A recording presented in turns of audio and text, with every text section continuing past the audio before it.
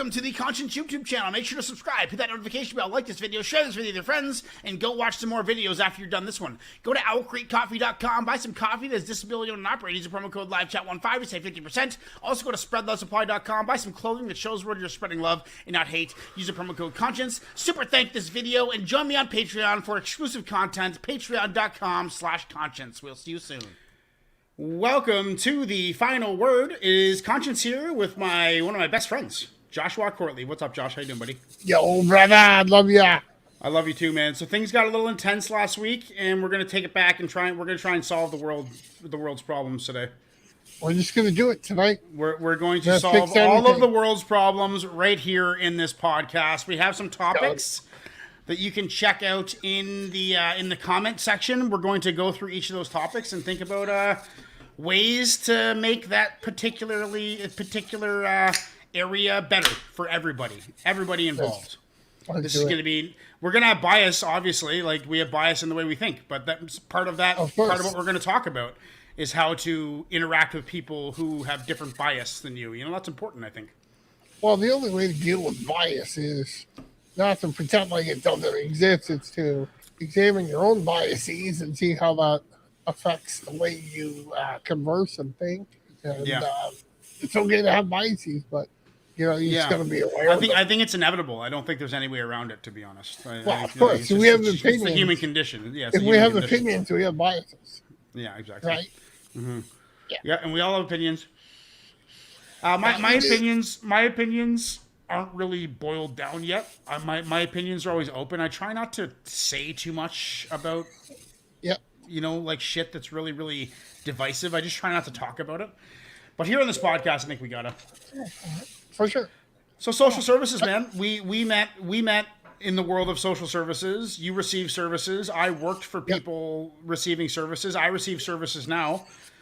Social services. How has your experience been all in all? What would you give a percentage score on an overall lifelong involvement with social services? D-. D-. It's that fucking bad, eh? Yeah, I mean it's not very humanizing. It's pretty dehumanizing. It's all dollars and cents, which I get to a degree. Someone's got to pay for it and shit like that. But a lot of decisions are based solely on the dollars and cents and the policies and stuff like that. It's not a very human experience. Right, you just become a number. You become a piece of data. Yeah. You become a consumer. They even called you fucking consumers. That's something that I think needs to change in social services is language, man. Like there has to be language training for people that are new to the business, because you get people coming in and treating you like you can't take care of yourself, like you can't have a rational thought, and that happens quite a bit. And like for example, like my buddy who's calling me tonight, Brendan, he has Down syndrome. He has Down syndrome, but as far like Down syndrome is a large spectrum, and he is right at the cusp, right? Yeah. Like, so he gets looked at and thought about as like being much less capable than he actually is, as do you. So what can we do? What can we do to, I think language training would be important to manage how people talk to each other.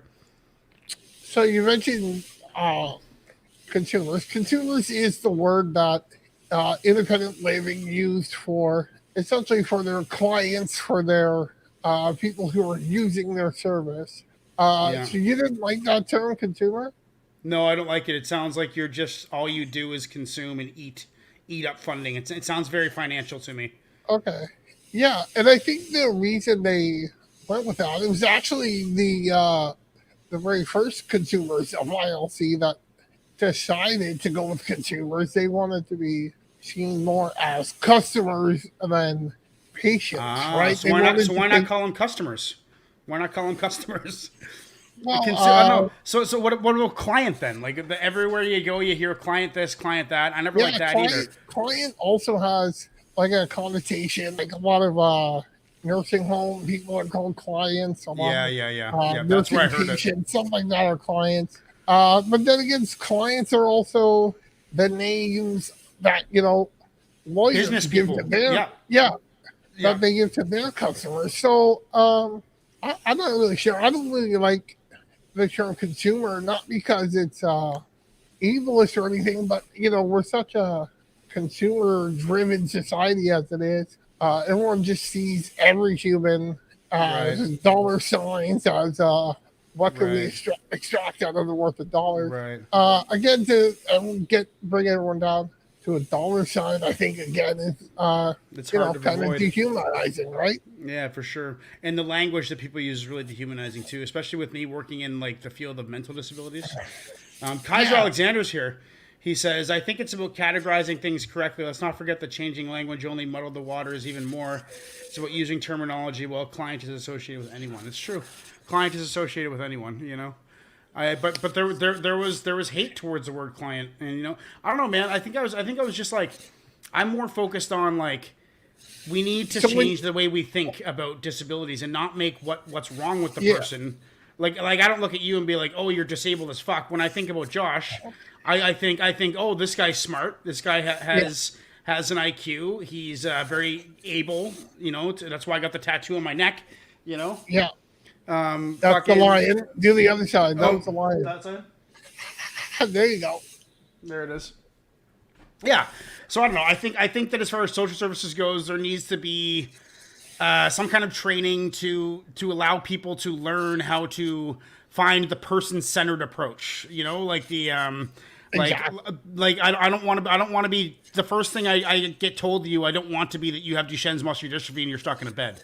I want it to be the good things. Like the first impression of people is very important. And I think that's one thing that social services could really change is the first impression they give to the clients. For sure. Instead of like, this is disabled Josh with this and this is his condition. He can't eat. He has a trach. He has all this shit. He can't move his hands. It could be like, this is Josh. He's funny. He likes to cook. He likes to say fart jokes or whatever, right? Yeah, exactly. The last thing is you should say is the disability. Yeah.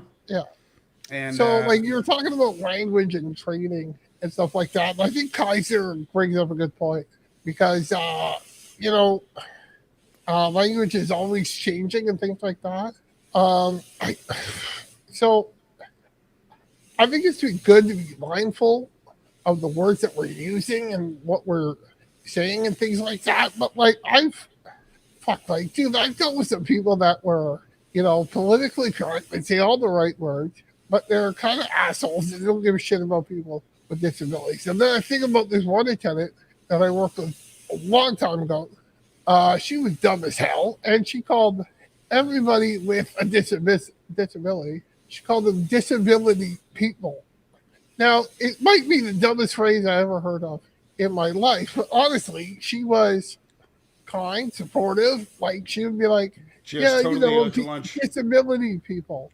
And I'm just going to make a mug, and she's like, yeah, that's probably not the right word, but I hope you understand. And we would just carry on the conversation, and it would be a good conversation. Like, was she using the quote-unquote right words? No, but at the same time, if you listen to overall what she was saying, she was speaking, advocating for the rights of people with disabilities, right? Yeah, and it's like people saying retarded, it's a word that a lot of people say, and I know what it means when they say it, but the problem is that there has to be an empathic stance on this because the word retarded might be totally harmless to you, but a person with an intellectual disability who's been called that their whole life hears someone say it in slang is like, fuck, man, they have no idea how that makes me feel. So I think long story short, there needs to be work in social services on how we generate a first impression of the clients we will be serving. Yeah. And then, of course, the latter. Yeah. Cool. Kaiser says, look I could say I've been disabled. I can walk and talk and all, but my talent is any is far superseded by many of those who are called disabled. Yeah.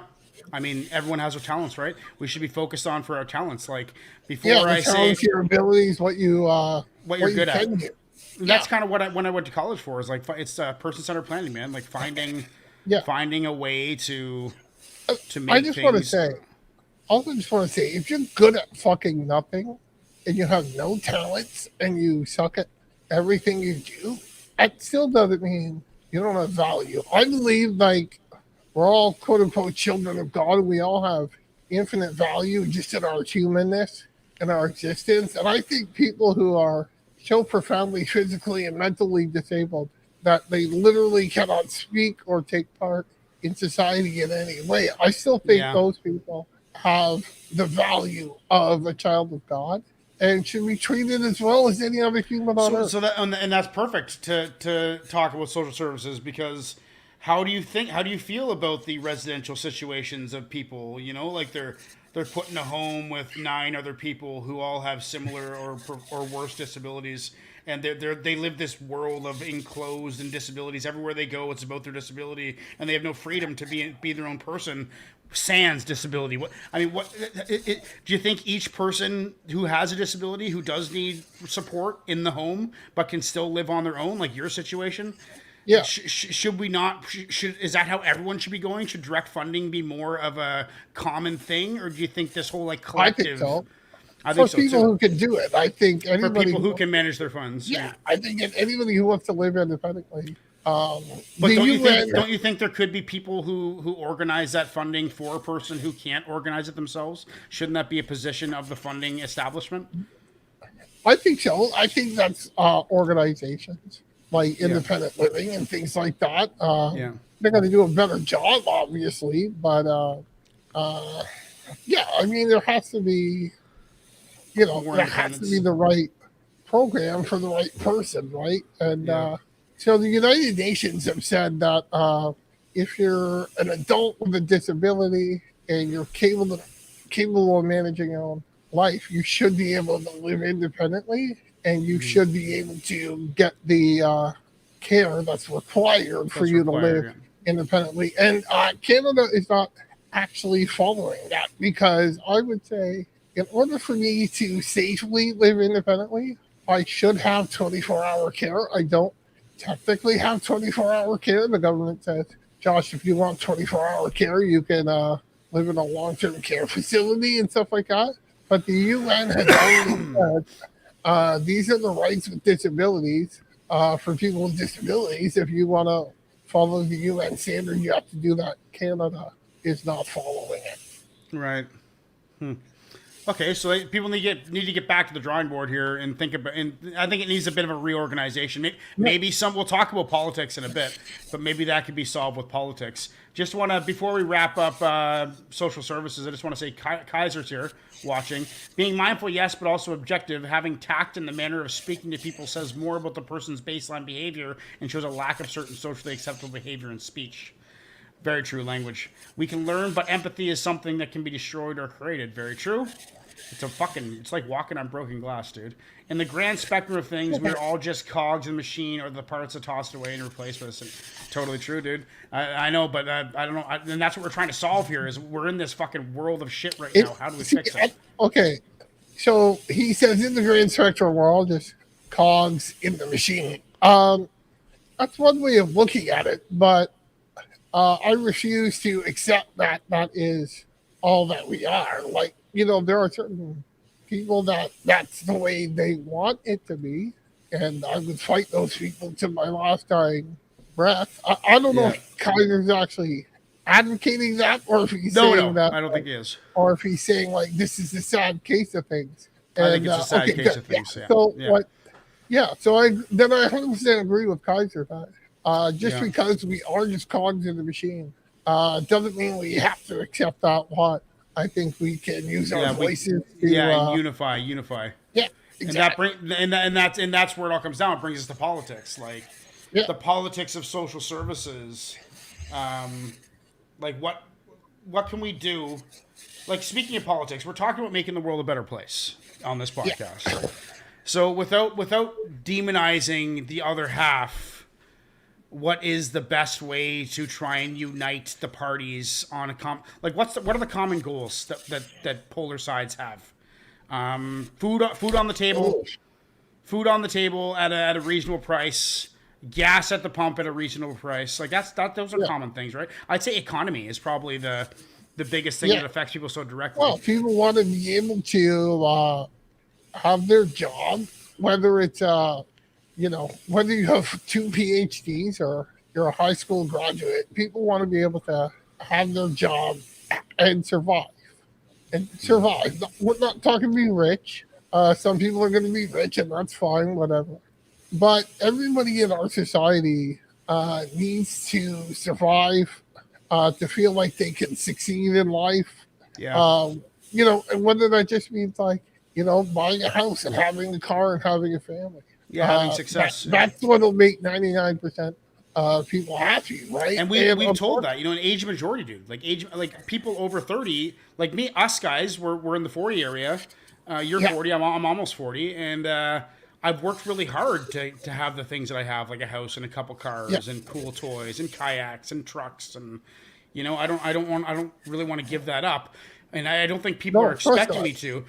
But I'm just wondering, like, what can... but, like, everybody should be able to at least have... Like, you have some toys now, but, like, it took you a while just to get, settled and whatnot. Like, and that's no longer a reality for so many people, right? Having a house, having a car, having a family. That's especially people in the city, man. Yeah, right? That's unreachable for so many people, and... I think it's taking our society apart. Do you think that I just had a thought? Why don't cities have their own parliament and the outskirts don't get batched into like New York City? Why does New York City have so much sway over upstate New York? Like why can't cities have their own politics? Population. But couldn't they? Is there not a way to break down politics into a municipal standpoint where like each town makes its own decisions? I don't know what decisions can be made, but have more control over where they get their money and spend their money. I think that's the ticket to bringing people together, because hey, if you want to live in a really, really democratic city where there's tons of services and all this stuff, then go live in the city. If you want to protect in what you've earned in your life, go live out in the boonies.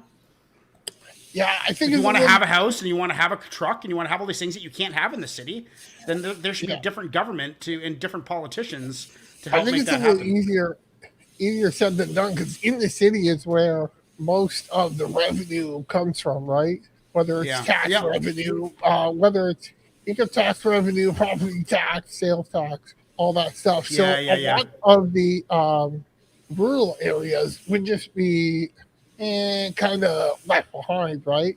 And they only are to a degree. I mean, look at like, say, Buttfuck, Ontario, or Cousin Love, Northern Ontario, right? Like, obviously these are fictitious cities, but like these cities and these areas, they don't have the funding, right? Because there's no infrastructure, or there's no population to fund the infrastructure, right? So when you're living in a big area with a small population, you need more money per person than the city does, but the money's in the city. So I don't know. And then can you just redirect funds from the city to the rural areas? Well, that does happen to a degree in Canada, right? Yeah, it does. Yeah. I don't know what the solution is, but it seems like the problems with the cities, man. Like people who live in cities, I mean, this is recent to me. But people who live in cities have a much more different outlook on life than I have. Living out in the woods, for sure. Yeah. But then again, all my money came from the city. Yeah. Well, that's where the homelessness is. That's where the drug addiction is. That's where that's where all the money is. It's where all the people. The violence is. Yeah. And the money, right? And the services and the access. Yeah, the access, the doctors, the shops. If you want a doctor, if you want a mental health bed, it's in the city. It's not in Kapuskasing, Ontario, right? But do you think that that left wing ideologues are more apt to live in the city? Yeah. Because if we're saying the city has more control over the suburbs because of its GDP and its finances and its economical spectrum. Do you think that I kind of lost my train of thought? What was I saying right there? You asked if the leftists. Oh, right. Do you think they're more leaning to live in the city? Yeah. Yeah, I think that's happening. I'm not sure. Why do you think that's happening? I don't know. I think whatever happened to the liberal hippie who wants to go live in a van down by the river? Like whatever happened to him? The liberal hippie isn't really liberal. anymore. Well, they're Yeah, liberal. yeah. They're Maybe liberal, that's but it. they're not leftist. That's for sure. Yeah. Yeah, how do we get through to hardcore right and hardcore left people? Kaiser says, it comes down to accountability. The world has taken the wrong turn in a wayward path, and it has to do with accountability in every sense of the word. I 100% agree. 100% agree. Yeah, accountability is a huge thing, and I have no idea what the problem is. The biggest problem is in cities right now is more children than not are being born in one-parent households, and the Yeah. statistics bear out one-parent households lead to More crime, the more crime, more depression, more mental health, less development, more mental health, less money. more dependency on government funding. Yeah, and it creates a cycle. It creates a cycle. Single parent household begets single parent household. So Right. unfortunately, once the It's true. family It's a chain unit reaction. is broken, the family unit is become broken for generations. Usually. Generations, yeah, exactly. Yeah. So, I think, dude, we got to get people out of the city. I think we got to get fucking people moving out of the city and more population. Like, you know what? It would be nice to see. We have lots of space where I live. If you get out of the city, though, you need to see a mental health advocate or person every week. If there isn't that outside the city, what do? You got to live in the city. You stay. You got to live in the city. I have to live in the city. I can't live in Nowhere, Ontario, because I can't find 6 attendants in Nowhere, Ontario. That's I have to live in the city. Otherwise, no one's going to come wipe my ass or help me make dinner, right? Yeah, no shit, right? No shit. Unless you have a very, very, unique situation where you bring the people with you. That's not going to happen, though. So no matter what, cities are necessary. Cities seem to attract more left-wing people. The suburbs seem to attract more right-wing people. What can right-wing people do to interact better? We'll talk about relationships. Let's do relationships right now. So politics is fucked. There's no answers for that. We didn't solve anything. We didn't solve one fucking thing. But relationships. Now I consider myself like an old blue dog liberal, like right in the center. I kind of listen to everybody. I listen to both sides and form my own decision. You're probably a little right of that. A lot of my friends are a little left of that. A couple of my friends are really left of that. A couple of my friends are really right of that. But I seem to make it work. And I think relationships is something we got to talk about. Like, relationships are being destroyed. Like, for example, my brother Trent, when I went to visit him about 6 years ago, last time I talked to him, he started going at me how Hillary Clinton was the saint of God, and I'm just like, you are fucked. And he's like, you like Donald Trump better? I'm like, no, I don't like fucking any of them. What are you doing talking to me about this? Like, why are we talking? Why are we talking about this?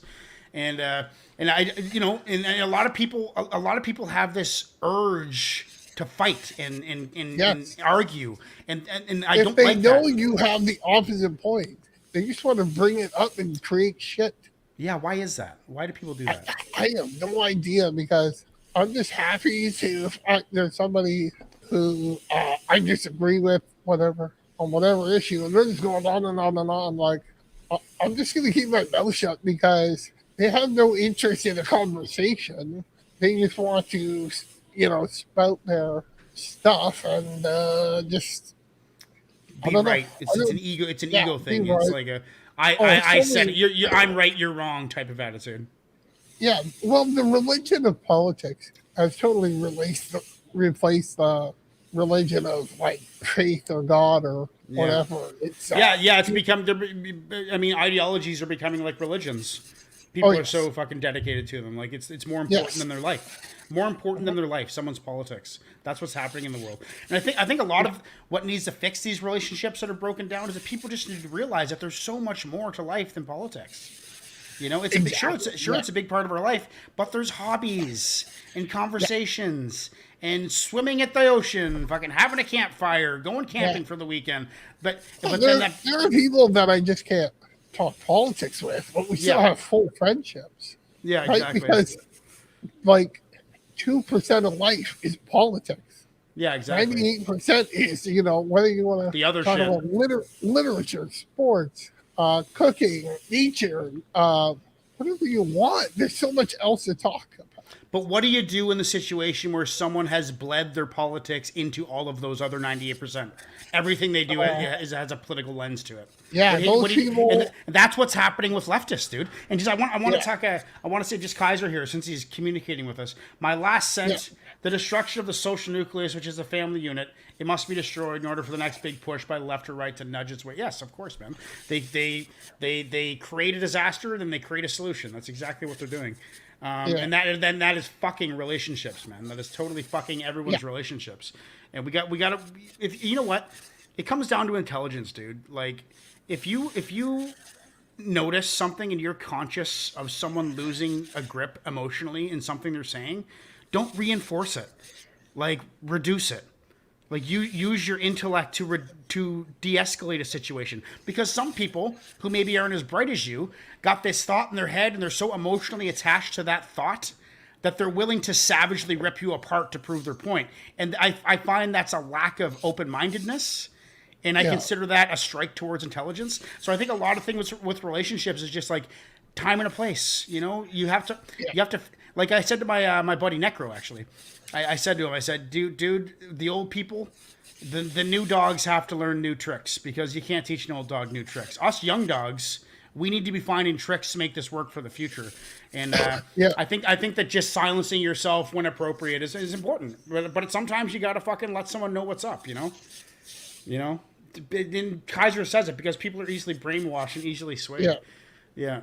And it's too bad. But what do you do with someone who's totally brainwashed? Because I see it, like my brother's one of them, man. Well, maybe not anymore. Maybe not anymore. Maybe he's realized that he's putting too much faith in politics, but it's just becoming biblical, for God's sakes. Yeah, it's difficult because the person who's brainwashed, you know, you talk about IQ, you talk about things like that.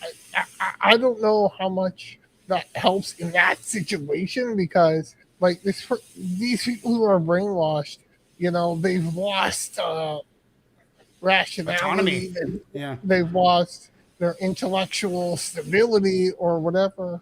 You know, you have to somehow figure out how they got there, why they got there. Yeah. So it takes like deprogramming a long time to figure it out, and then you know you have to talk to them at their level, but that takes so much effort. Listening to crap first. Right? Yeah, no doubt.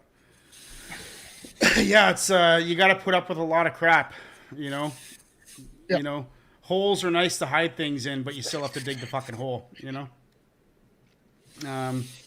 Yeah, man, I think the only thing that I can do is try and listen to both sides that are emotionally charged, and try and give a non-biased, non-partisan stance on situations, and just say, hey, you know, because I watch lots of left and right-wing news, I'd say, hey, well, they said this, and I get what they're saying there. Like, I get what the right-wing guy's saying here, right? You understand that? This makes sense, right? But then, you know, look at what this left-wing guy's saying, and those can kind of meet in the center somewhere. You know, and I think as far as relationships goes, we got to focus on the economy, because the economy is something that we all have in common, and we all suffer equally. At the gas pump, you know, like fucking $2.25 a liter. It's like $8 a gallon in the States, some places. Like that is gonna, like you used the word beget earlier. It's that begets hate. That's gonna make people frustrated. That's gonna make people pissed off at the system. That's gonna make people beat their kids. It's gonna make people drink that bottle. It's gonna make people kill themselves. It's gonna generate a bunch of problems. It's so sad, but it's true, and I don't know what the solution is. But I know sometimes for myself, like when I have somebody who's saying things that like I don't agree with, and they're like clearly frustrated and angry. I think sometimes just showing that you care is more important than showing them how they're wrong, right? Like just like first, like people don't care how much you know till they know how much you care, and that's right. That's it. There's a lack of caring right now. Yeah, we have to be more mindful and generous towards the acceptance of people's points of view who are different than ours. Because let's face it, man, we're all just people, and we can all learn from each other. Like, you know what? I might be able to learn something from an extreme leftist socialist. I might be able to learn something from them about something. I don't know what, but I'm not going to know unless I talk to them and break open a conversation that doesn't lead to fighting, and try and navigate your conversations. Well, you will learn something. You'll learn Yes. something about that person. Yeah. And that's what's important. And then you got something to work on. Then you have a relationship. Once you learn something about that person that doesn't cause you to fight with them, then build on that. Reinforce that notion of this thing and work on it. That's how you build relationships. We got to drop the hate and focus on love, dude. Love. It's all about love. Agreed. Okay, I think we just solved the world's problems with relationships, everybody. I think so. Mental diversity, and we kind of touched on that too. Like we kind of touched on that, but I think the intelligent people of the world need to be more patient instead of so disruptive. I think that's if we can generate some kind of patience amongst people who maybe are more intellectually inclined than some, but also maybe just some that are more educated than some. More experienced than some. Right. How do we go about talking? Let's say there's a person and they have an IQ of 101 and they are the biggest friggin' right wing. Everything the right wing says, they eat it up and they spit it off and they repeat it, and that's their identity. That's their identity, is their political ideology, because they have a lack of identity without it. And I think that's what's happened with politics, is they've made you so reliant on it for your personality and who you are as a person. That's a problem, Politics should not have anything to do with our personality. What do we do? What do we do when someone is a low IQ, totally brainwashed? How do we interact with them when there's nothing we can do to change their mind? Like, what do we do?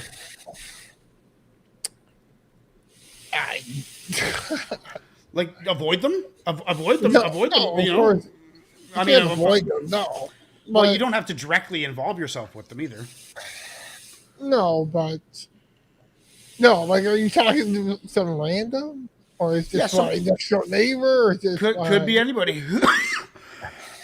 Could be anybody. How do you approach that situation where someone is just so gung ho in their ideology about politics and worldview? It could be religion. It could be as simple as that. Like, maybe some hardcore Christian lady wants to have nothing to do with the Jehovah's who live next door because of the different, like, it could be anything. How can we get along with people? Sometimes getting along involves, like, just not pushing it, just letting it be, right? Like, if a guy is, like, kind of right wing, or a person doesn't want to talk to a certain, like, you can't force that, right? Like, unless they're actually being violent or anything like that. Yeah, so patience is key. Patience is we key. Got different people with different ideas, and that's okay, as long as they're not, killing their neighbor. It's all good. Yeah, we have to learn to just agree to disagree. It's a big thing. Why can't people just agree to not agree on stuff and just, like, forget about it? It becomes so personal. And why is that? Why does that happen? Why does politics? Because we become attached to identities, like you said. Identity. We can't find our identity in something that actually matters, so we overconflate the importance of, say, politics or whatever, and we identify as these things. Maybe I'm going off base here a little bit, but people who identify as transgender, there's nothing wrong with identifying as transgender, but people who make it their entire identity, I don't think that's really healthy. Just the same as, like, I don't think it's healthy. I know people with disabilities who make their disability their entire identity. And as we talked about earlier, this isn't Josh with muscular dystrophy.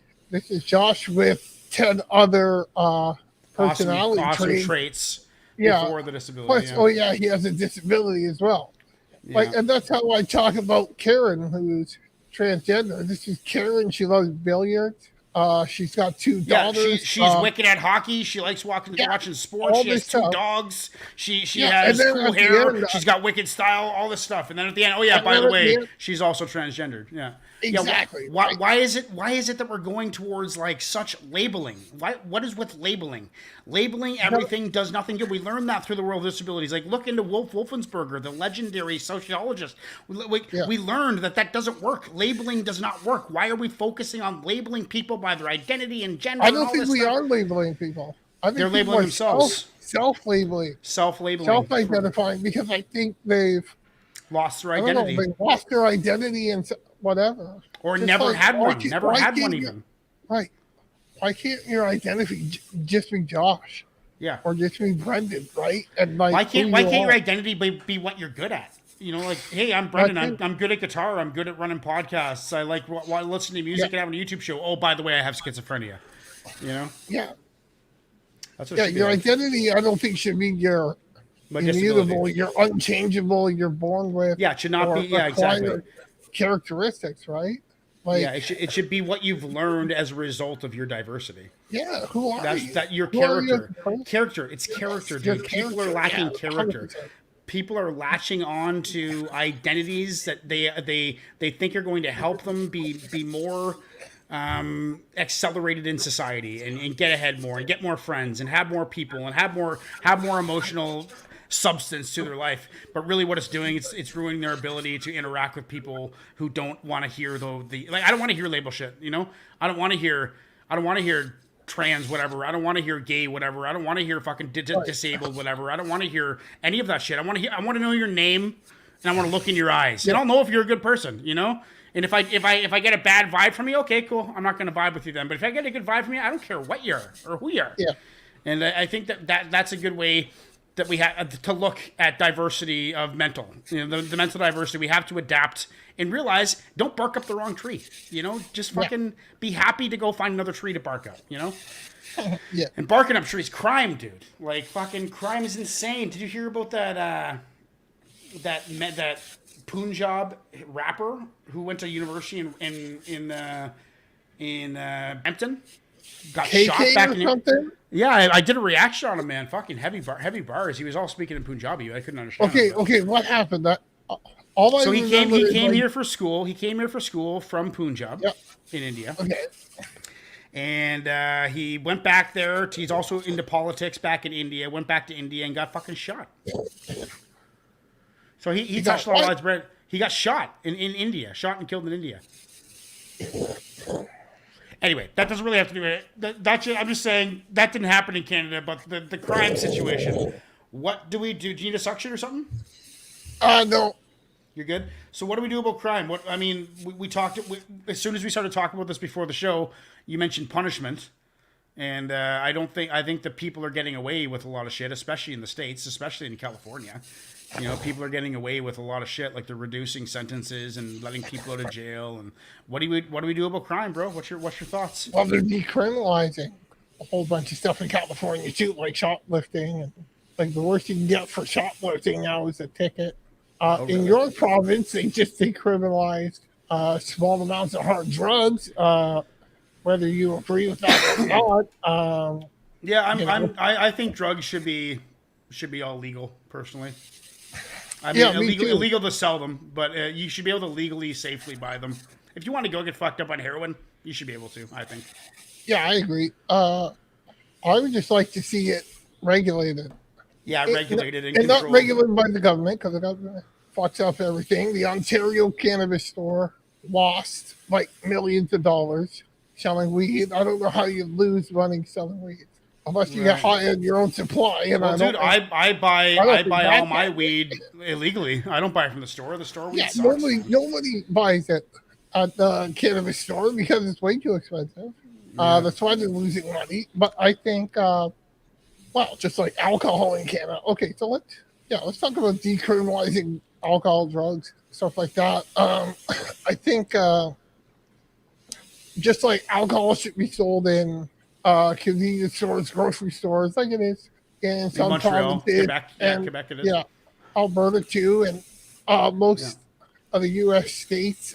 It's also like that. I think alcohol should be available on convenience stores, and then just like we have licensed legalized marijuana sellers, I think we should have licensed heroin sellers Yeah, and for sure. licensed cocaine and licensed Yeah, so they're not getting shit that's LSD. fucking cut with fucking fentanyl and killing people.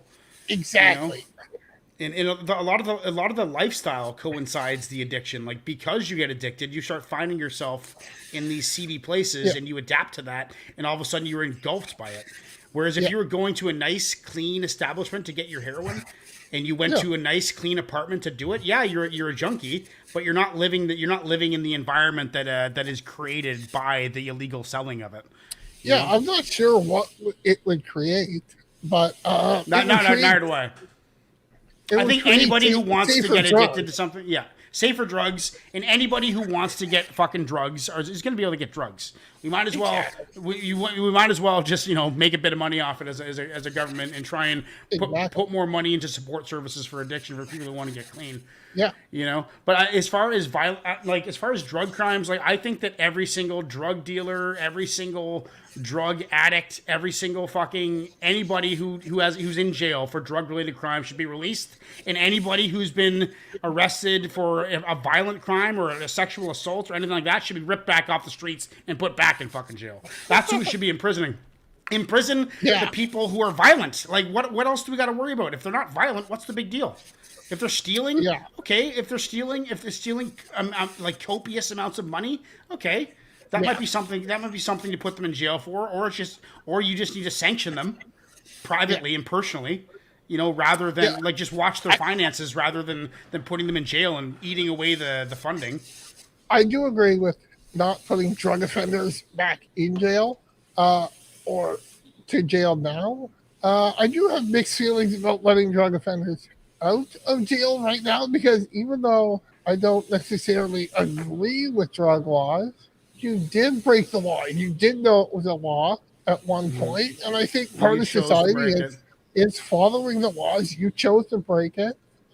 Yeah, there should be some consequences. But what if the law changes while you're in jail for a crime that law doesn't I mean, apply that anymore? happens with tons of stuff, That happens. not all the just time. drugs. I mean, they could change sentencing for financial crimes, and a guy who's in jail for 20 years for a certain financial crime, and then they change it to a max sentence of 10 years, and he's been in jail for 11 years, but he's due for 9 more.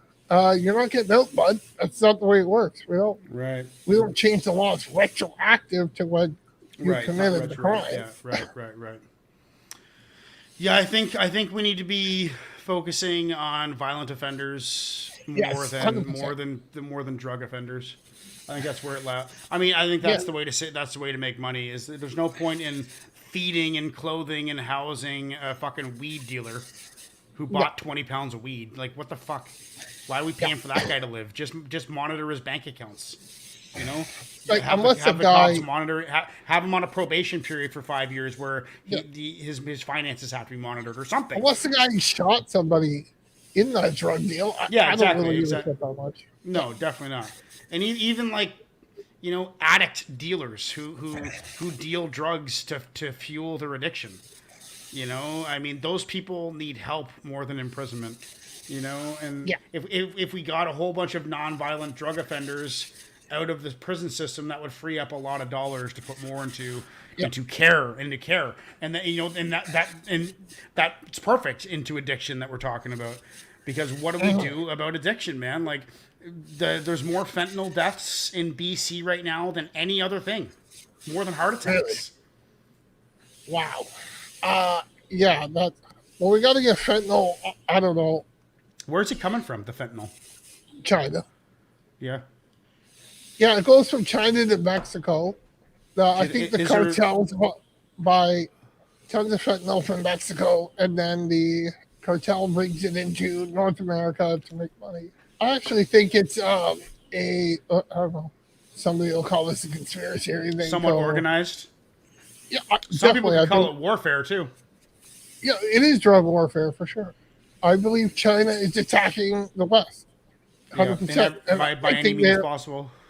I think they're intentionally flooding our streets with fentanyl. Like China has a whole lot of stuff they want for the West that they don't want for themselves. So like TikTok is pretty much banned in China, but it's a Right. Chinese.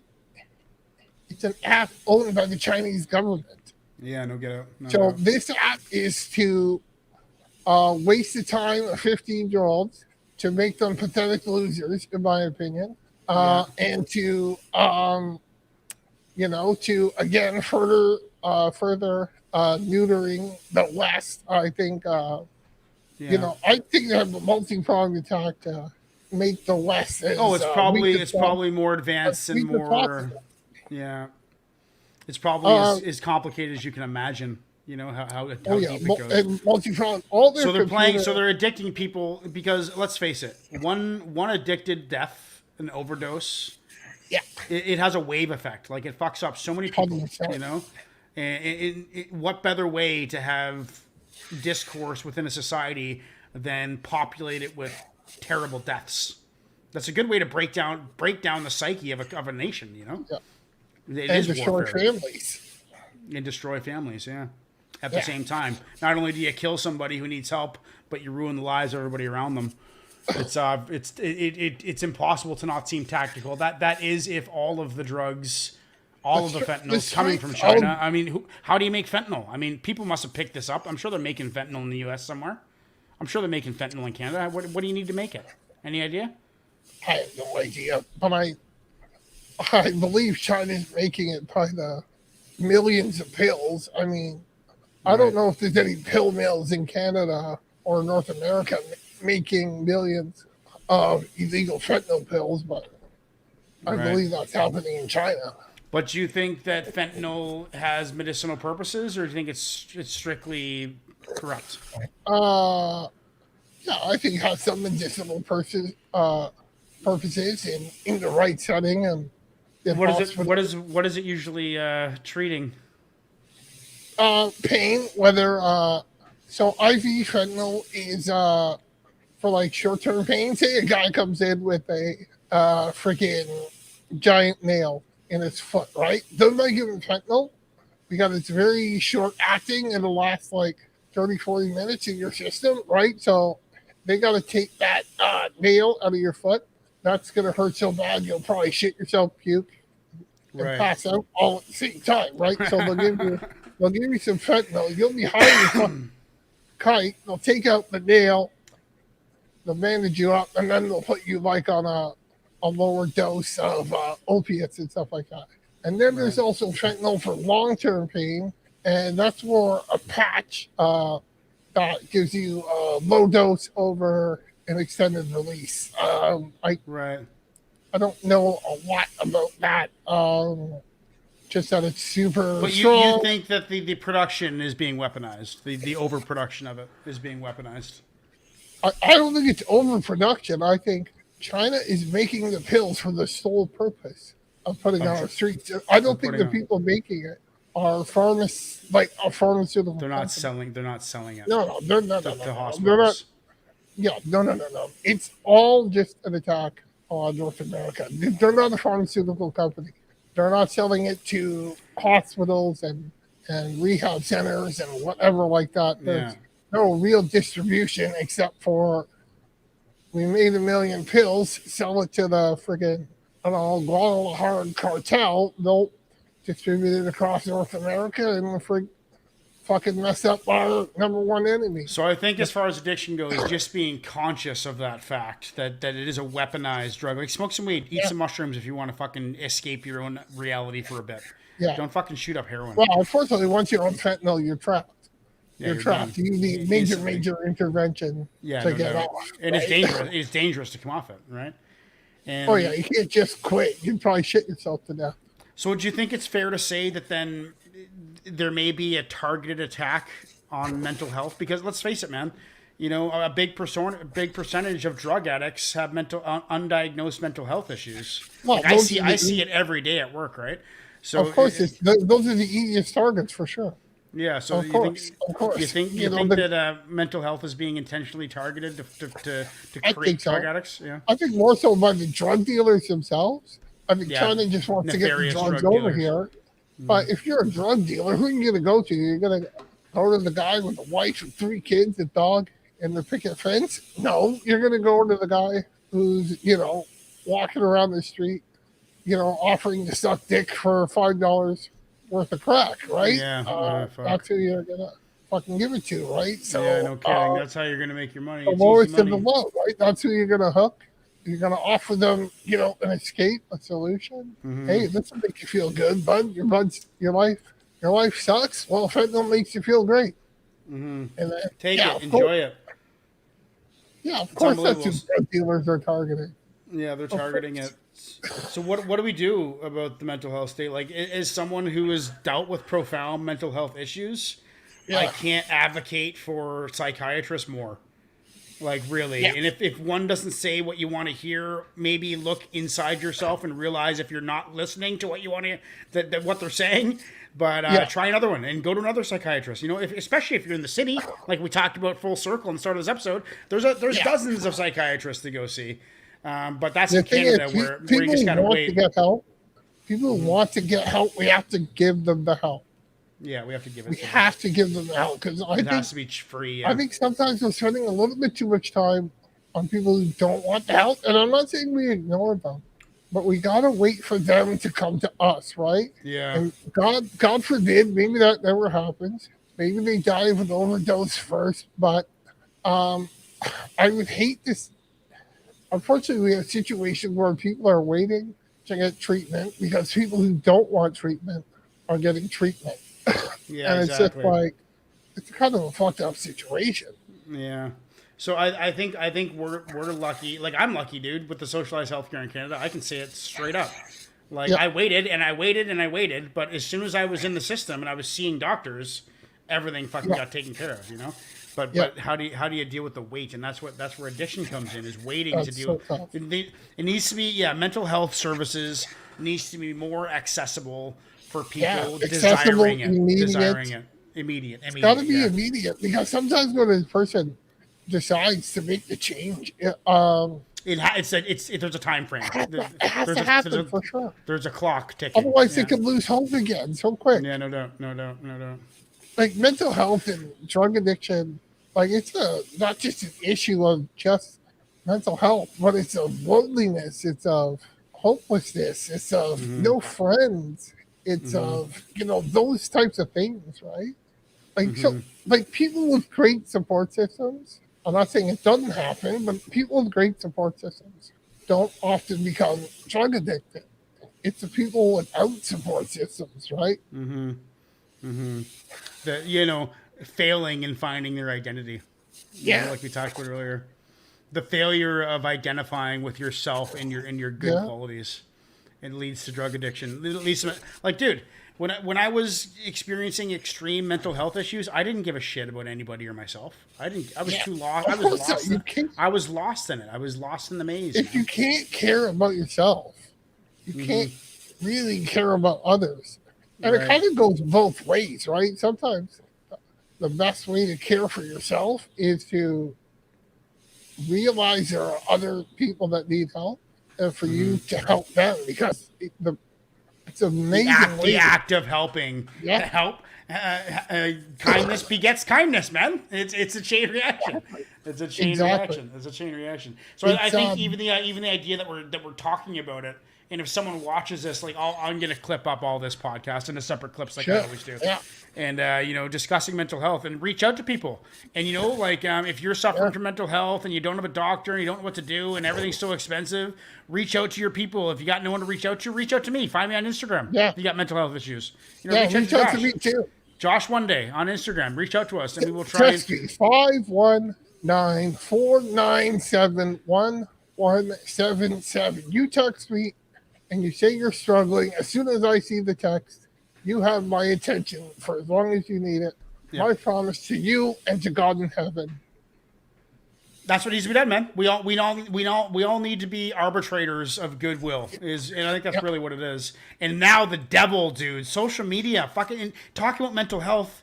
social media reinforces poor mental health. Like, what do we do? Like, what I've done to combat the disease that is grand corporate social media is I made my own website where people can join and uncensoredliterature.com. And I would love to see social media get broken up into smaller, more individualized communities, right? Like mine's for uncensored literature and music, you know? I think that social media needs to break up into smaller. What do you think about it? Like, you're a capitalist. Do you think it's okay that a company has that much control over our emotions and our psyche? Do you think that's no, definitely not. Like, they use dirty tactics. I don't like that. I am a capitalist for sure. Provide people with what they want, but people need to be aware of what these companies are doing. You know, the same people who design slot machines to keep you there for 12 hours a day are the same people designing Facebook and Instagram to keep you in. Behavioral psychologists. I don't use social media on Sundays. Choose not to be addicted to social media. I see people who are like, you know, there are phones across the room and it dings. And they fucking fly across the room like they somehow told them they've won $1 million, right? Mm-hmm. Like, ignore your phone from time to time. Like, turn it off every evening at 9 p.m. or 7 p.m. or whatever. I turn mine. I don't do social media on Sundays. There's a guy I watch on YouTube, Dave Rubin. He turns off his phone. Yeah. He turns off his phone for the month of August. No kidding. Just disconnect. Realize that it does a cleanse. You got to find ways to cleanse yourself. Yeah.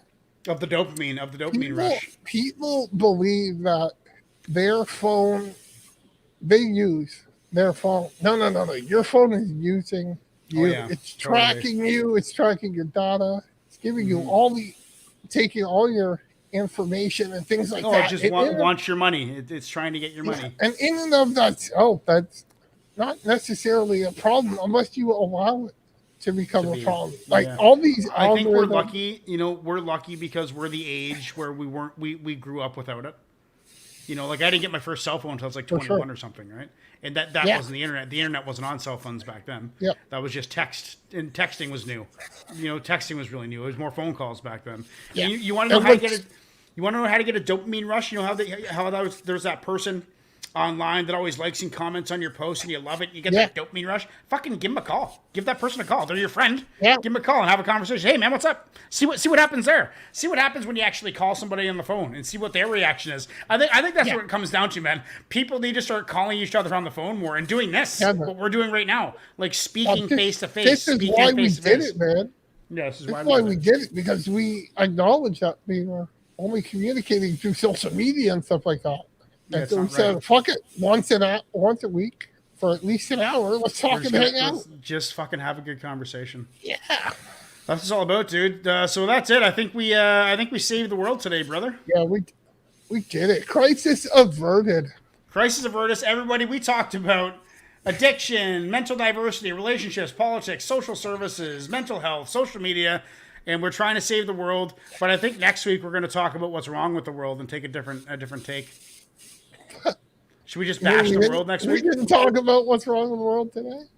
I guess we did. Yeah, I mean, I don't know. We'll figure out what we're going to do next week. What you got any ideas for next week's podcast, or just want to? We can talk about what's really wrong with the world if we want to get super depressed. And maybe not though. Maybe not be depressing.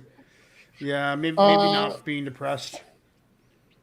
Maybe we can talk about some of the solutions that we're seeing that we like and think might work. Yeah, people too. People to listen to. Yeah, the people that are doing the good thing. Dave Rubin's a real one I really like, because he will totally admit when he's wrong, like 100%. He's sorry, I'm wrong. I was wrong there. I love that about him, and the fact that he's a gay dude, a gay conservative. You know, let's speak, because we'll talk about that at another time. But gay dudes and gay chicks. I don't know. I don't know if they should have got wrapped up into the whole trans thing, but that's for another podcast at another time. Well, for sure. So social media, guys. This is our show every Monday at 6. We went early today. Usually it's at 6, but I gotta help my wife with some chores, so I'm gonna end it. But we'll see you next week, same time. Next week will probably be 6, between 5 and 6. We'll be live. Yeah. I got to sleep till 4 because I worked the fucking overnight. So I like just woke up like an hour and a half ago. So anyway, everybody, thank you for being here. We'll see you next week. Cheers. Oh, by the way, search Conscience on Spotify and you can listen to all these podcasts on Spotify in your car or whatever. Okay. We're also on Rumble. Oh yeah, Rumble too. Both of us are on Rumble. Yeah, Rumble. So Rumble, Spotify, YouTube.